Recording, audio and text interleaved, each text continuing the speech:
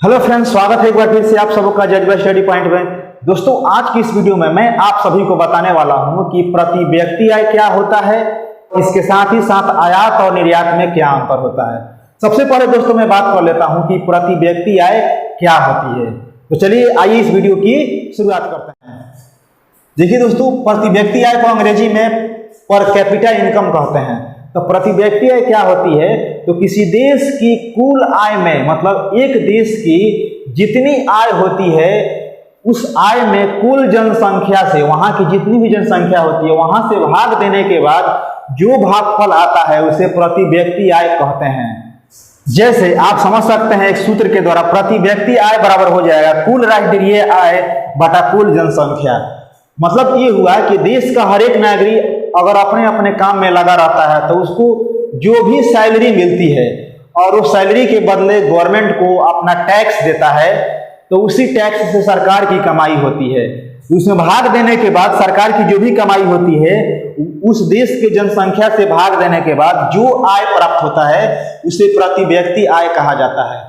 तो देश के प्रति व्यक्ति आय में देश के अंदर जितने भी लोग होते हैं सबका योगदान होता है, इसीलिए सरकार को टैक्स देना चाहिए, क्योंकि टैक्स से ही सरकार चलता है।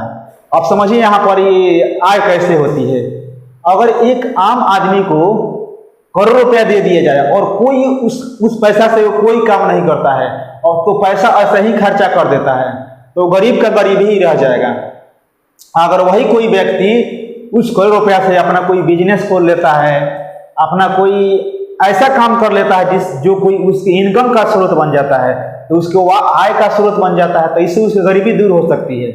और वही अगर दूसरा आदमी अगर करोड़ रुपए दे दिए जो वो ऐसा ही खर्च करता रहे, कोई काम करता ही ना रहे, तो गरीबी तो फिर आ ही जाएगी। थोड़ा सा लाइट चला गया है इसलिए थोड़ा सा लाइटिंग का प्रॉब्लम हो गया दोस्तों, फिर भी समझाने में कोई कमी नहीं रहेगा दोस्तों। आइए दोस्तों, मैं बात कर लेता हूँ आयात और निर्यात में क्या अंतर होता है इसके बारे में।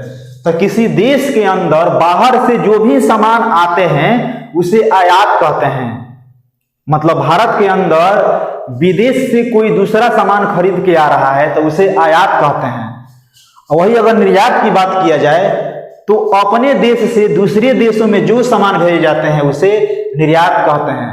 आपको मैं बता देना चाहता हूं कि भारत में सबसे ज्यादा आयात होता है कि निर्यात होता है।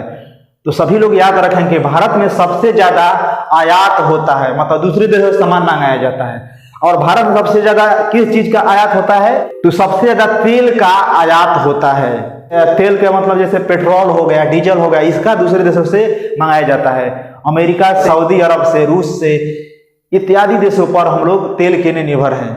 कहने के लिए हम लोगों के देश में के अंदर भी तेल होता है, लेकिन उतना तेल नहीं होता है जितना कि अपना पॉकेट खर्चा चल सके। इसीलिए हम लोग दूसरे देशों से तेल खरीद कर मंगाते हैं ताकि हम लोगों का काम चल सके। तो ये होता है आयात और निर्यात में अंतर।